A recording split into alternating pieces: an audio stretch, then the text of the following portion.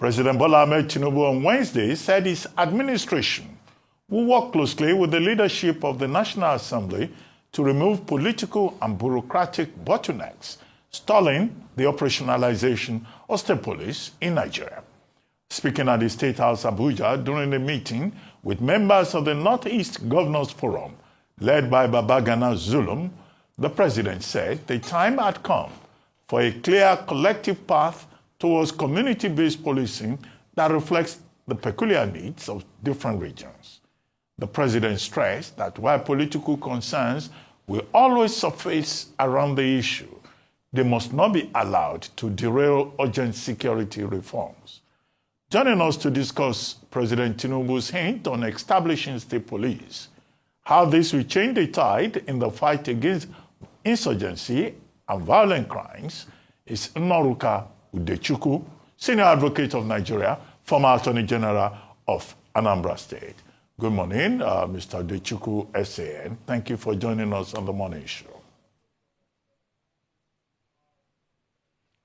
Good morning, Dr. Bati. Good morning, sir. Glad to be here. Thank you. Good morning, Rufai. Good morning, Good morning, sir. Nayo. Good morning, sir. Thank you for joining us. Well, state police. Sometimes some people use the phrases interchangeably. They say community police, but they don't mean the same thing.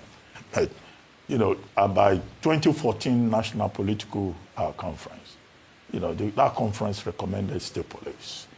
President Bola Ahmed Tinubu has returned to that same issue about state police. Now, by last year, he set up a committee. That committee, led by the vice president, submitted his report. By January this year, we had almost all the state governors supporting it. By March 2025, only 20 out of the 36 states and the FCT have submitted reports as to, you know, their own vision state police-wise. Now, President Bola Ahmed Tinubu says he's committed to this idea of state police. Now, what do you think? Is it just enough to keep talking about it? When would, you know, all these promises yield outcomes? And how, in your view? Either in terms of constitutional amendment or in terms of the structure, the framework, and all of that.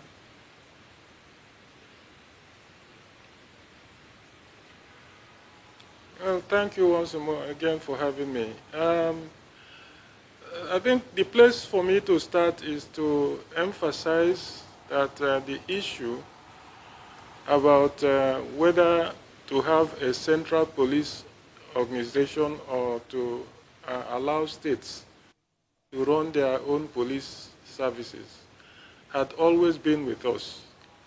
It was a very, very serious issue during the debate that was precursor to the 1999 Constitution. It was not an easy debate that eventually culminated in an agreement to adopt the version that is contained in section 214 of the 1999 Constitution, which created for central police. Whatever since then, the debate had never ended. Issues have always arisen as to whether there should be liberty for each state that may wish it to create a police system of its own. Because of the very serious limitation created by section 214 of the Constitution, which absolutely prohibited state police, states resorted to security organizations that they called by all sorts of psychedelic names. The matters have now come to a head under the administration of President Tinubu, and I am aware of the fact that as we speak, the issue is before the National Legislature for the promulgation of an amendment to the Constitution in order to bring into light the centralization of police command so that there will be space for states that wish to keep police of their own to do so. All right. Well, thank you so much, sir. Now, one of the biggest, of course, concerns around this, and you've touched on this slightly, but I'd like you to delve in a bit deeper, is the consensus around is that, yes, the governors or the states are closer to the people, so it would be a good idea. We see other parts of the world where even the local government is the one responsible for policing their communities in some parts of the world because they are seen to be closer to the people. But there's still concerns around structures for checks and balances. What should these structures look like at every point, at every level? So that when we talk about constitutional amendments, it's part of the process. Whether it be from the State House of Assembly, we look at the judiciary itself, we look at internal checks and balances in the police. What would make this stronger so that we don't have a repeat of what we face at the federal level, at the state level, if we do go for state police?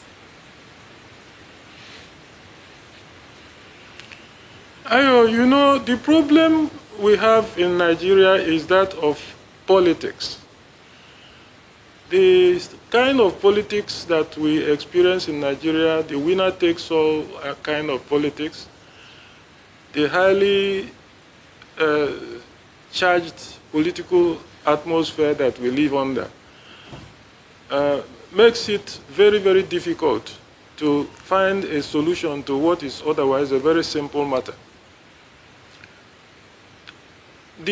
At the base of all the problem about whether to have a state police or whether to have a central police system or a state police system is because of the urge, the inordinate urge in the politician to exercise absolute power. So when you leave the police in the hands of the states, the governors are always suspected to abuse the powers for their own benefit, especially during campaigns, political campaigns. They may make it difficult for their opponents to have any level playing ground. Again, it was the fact that the state had some measure of control over the police that made the Nigerian Civil War easy to start. That was really the reason why the courage to confront the federal government existed at the time, because the state government had control over its police force, which it could turn into an army. So that is the reason why the debate had been always intense.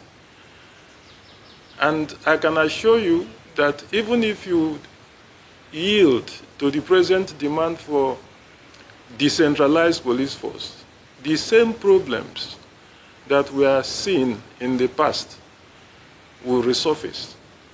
The abuse of power, the misuse of the police force by the chief executives, who invariably become the directors of their respective state police formations. Okay.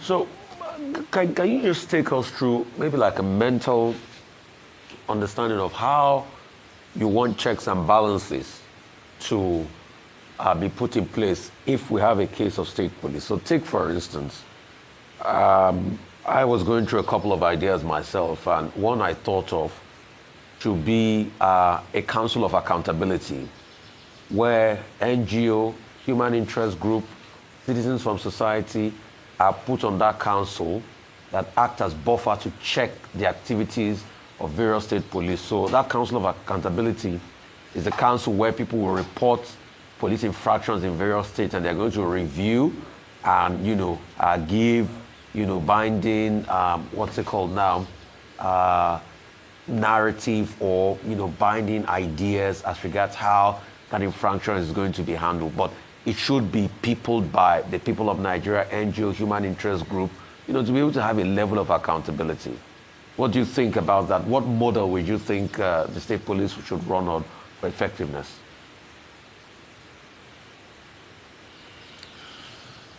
I would distance myself totally from a situation that you describe, because it is going to lead to anarchy, to chaos.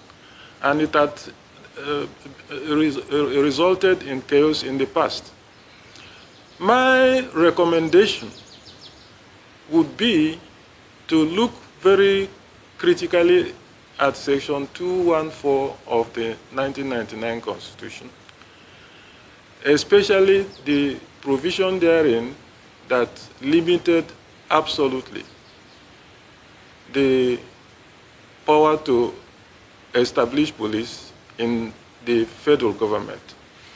Now, what the legislature is trying to do now is to whittle down that power by allowing states who think they need effective control over their own police force in order to be in a position to control security in their states, to be given that leeway to do so. I do not think that the way to achieve that objective is to have a laissez-faire, where everybody begins to be an ombudsman, determining what happens with, call it state police or federal police. I think that the best thing to do is to set up, as the new law is about to do, a central police civil commission that will look after the workings of the police force nationally. Let us emphasize that police is still in the exclusive legislative list. I think it is section 54 in that list. Yeah, it is number 54 in that list. It should remain so. The federal government, the federal legislature should continue to exercise legislative authority over the administration of the Nigeria police, be it in the state or in the federation as such. If we have a central command, a central control command, where standards can be standardized, so that there will be no tendency in any state for a governor to abuse the police force under his own command, that will solve the problems.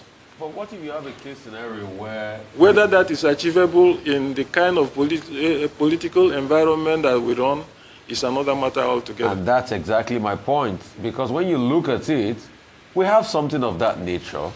Solomon Arase of blessed memory, we have something of that nature, but we can see the dichotomy between that, setup and the IGP, saying that, okay, you can't gag me, you can't lead me. Why not we put the people that are going to be served by the state police in a council where they review their action? We can use any procedure to be able to vet the people that will be on that council. But if you still have a command central structure, it's still going to be subject, to the president, to the leadership of the nation. And in a time of politics, definitely they can use it against the people. Why don't we have buffers where the people too are also part of it?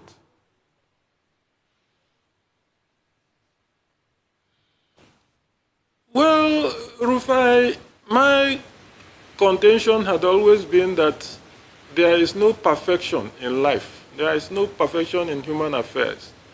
We can never have a perfect system that will have no flaws. It's all a matter of comparing what we have in our hands and what we are looking up to.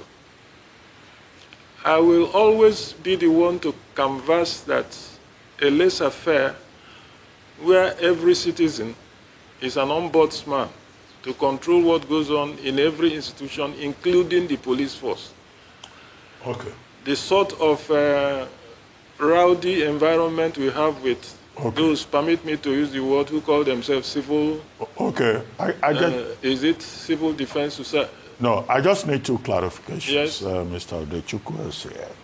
Number one, you seem to be saying that you are opposed to the idea of state police because you say it will lead to chaos, anarchy, and that you think a centralized police system is in order. That's standard police hierarchy argument. They want to remain in charge. But how do you place this against one, the idea of the devolution of powers, of having a proper federal system? How do you place this against the argument by some persons that, look, in other jurisdictions, they have a National Guard, they have state marshals, they have a decentralized police system. How do you place this against the argument by some of the state governors or state governors who say they are called chief security officers in their states, but they are powerless when it comes to security? After all, we saw the other day in Lagos State where an ordinary sergeant told a sitting governor that he doesn't take instructions from a governor. He takes only instructions from the center.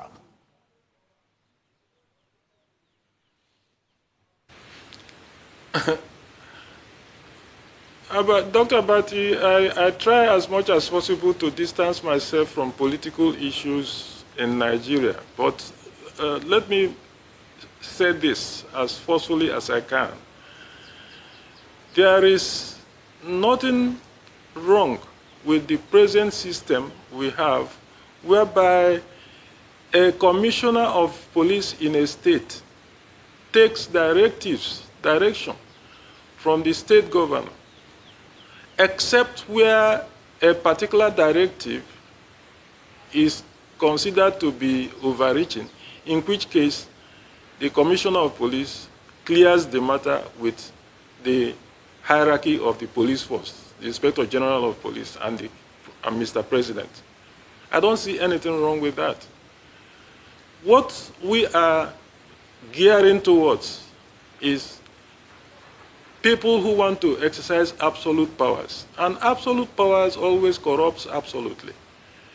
We can't have a perfect system if what we are looking for is a situation where you hand over the state to the governor, and then he will use his powers to suppress everybody through the instrumentality of the police force exclusively under his control. That is what I am against. If I may give you a very reluctant example of what I am looking at. In certain states, as you know, Dr. Abati,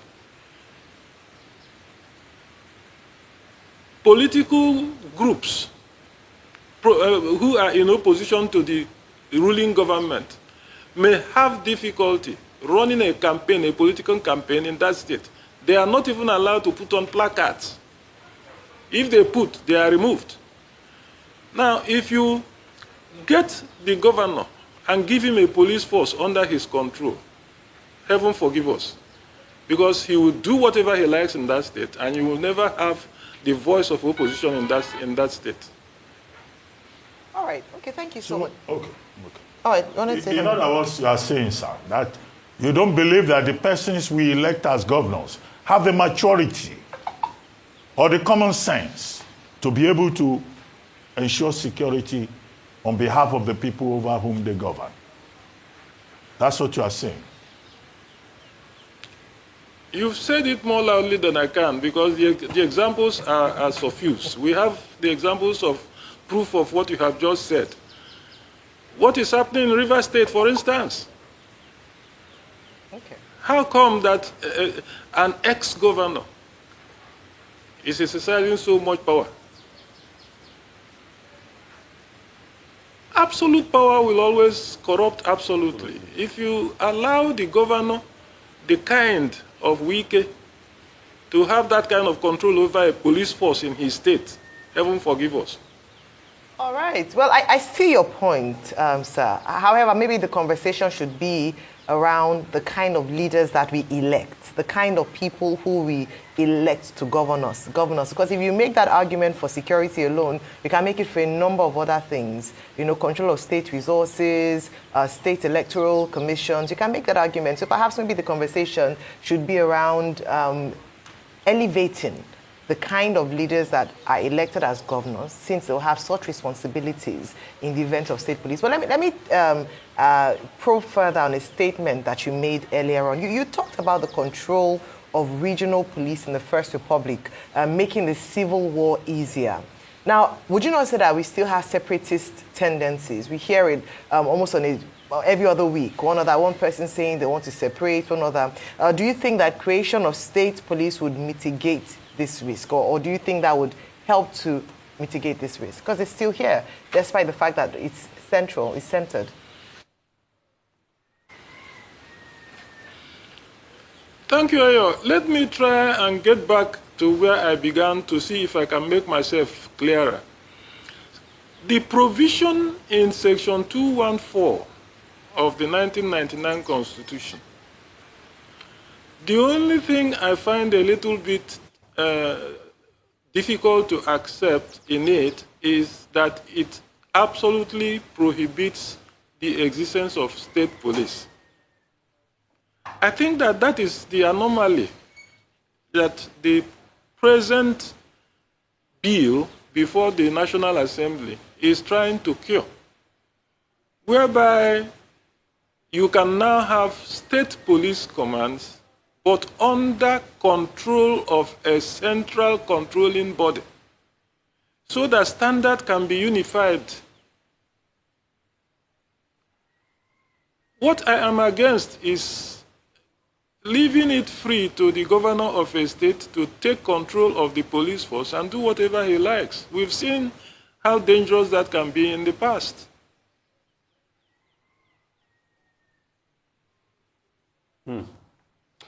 Okay, so we've seen how dangerous that can be in the past, but we also need to solve the problem. So if you're saying you are against state police, are you in favor of recruiting more police officers? We have about 350, 400,000 that we say is grossly inadequate. Are you in favor of recruiting maybe close to 1 million police officers?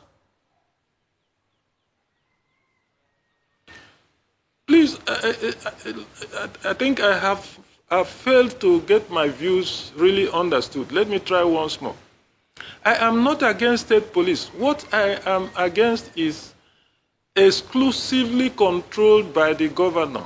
Okay. So, sir, with due because respect, he is the chief executive of the state. So, sir, with due respect, there's no how you're going to have state police that the same governors that pay for the state police will not exclusively control it.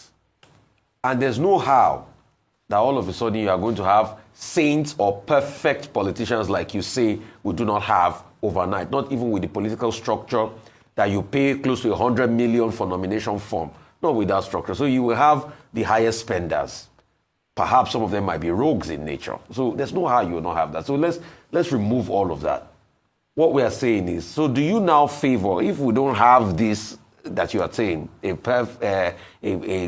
giving all the powers to the government, do we now say, okay, should we ramp up the number of police or police recruitment, maybe get to because like over 500 or 600,000 police officers to be able to now deploy more officers on the state and continue with this structure?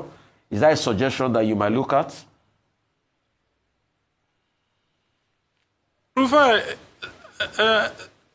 the way I understand the bill that is now before the National Assembly,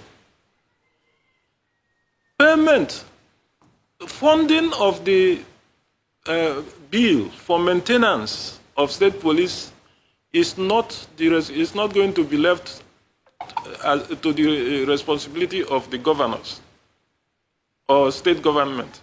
It is still going to be regulated by the center. After all, policing is in the exclusive list. It's not being removed from there. That bill is going to provide for the modalities for the operation of state police.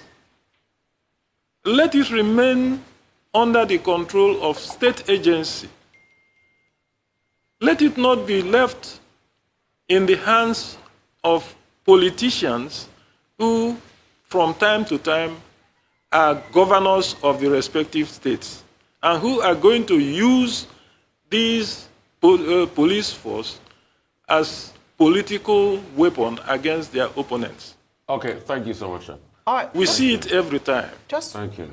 Just wanted to clarify a question, Dr. Bassey, just 1 second. I'd asked, just to clarify the question I asked earlier on, sir, apologies again for taking us back, but I'd made a point around separatist tendencies and your assertion that original control of the police was what perhaps aided in the First Republic, the Civil War. Do you think we could mitigate that risk with the creation of states? State police. Yeah, well, creation of more state police. I asked that question earlier, but you didn't address that point about could this be a mitigating factor?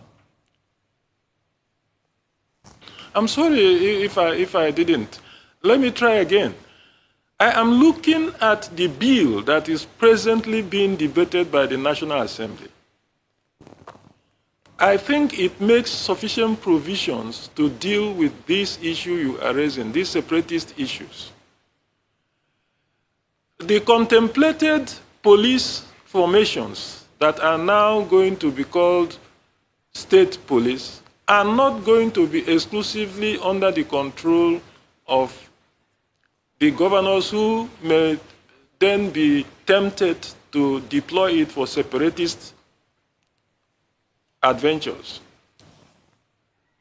I am looking at that bill. That bill, to me, is a very well-constructed bill, and I am anxiously following its movement. It's gone through the first reading, I think. I hope that it continues to sail through and then becomes a law in this country. Then it is going to substantially remove what you are fearing might lead to separatist tendencies in the police force.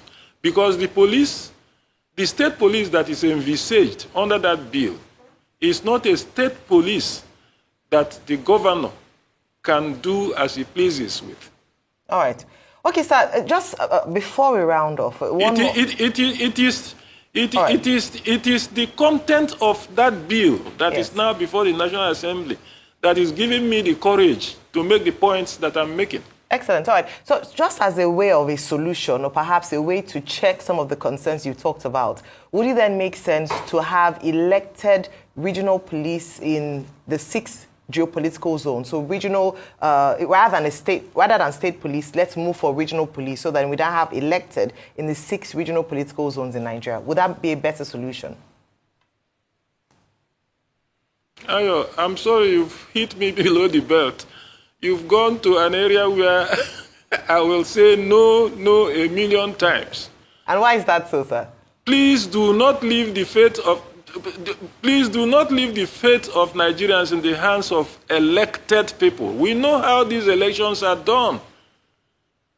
Look at the last elections we've just had. People just hang around and then give money to people to vote. But is it not the federal... And you're going to be electing? If I had my way, elections will stop in this country. But is it not the federal police that oversees those flawed elections you are complaining about? So why are you thinking it's better managed when it's from the federal than on the state? Is it not the same federal police that oversees those flawed and shambolic elections you are complaining about? Is it not the same federal police that is being used to attack opposition figures in the states? So what's the difference? Rufai, I have been an attorney general in a state, and I know the influence I wielded over my governor in ensuring that the rule of law prevailed over executive lawlessness. I'm telling you that when you have the kind of government that I worked under as Attorney General, there may be no problem, because I had a governor who was sane and clean and never interfered with the decisions of the Attorney General. But probably that was because I never lobbied to be made an Attorney General. I was made an Attorney General against my will. Which governor was that? But if you have Attorney General that lobbied to become an Attorney General, then he is going to be a bootlicker. And the governor is going to use him for any purpose whatsoever. Which governor? Or he will dismiss him. I worked on Ngige. Okay. Thank you, sir. Anyway, thank you very much. And I overruled Ngige so many times, and I overruled Ngige so many times, and he never sacked me. Okay, thank you so much. Really appreciate you. Thank you very much, sir, for joining us on the morning show.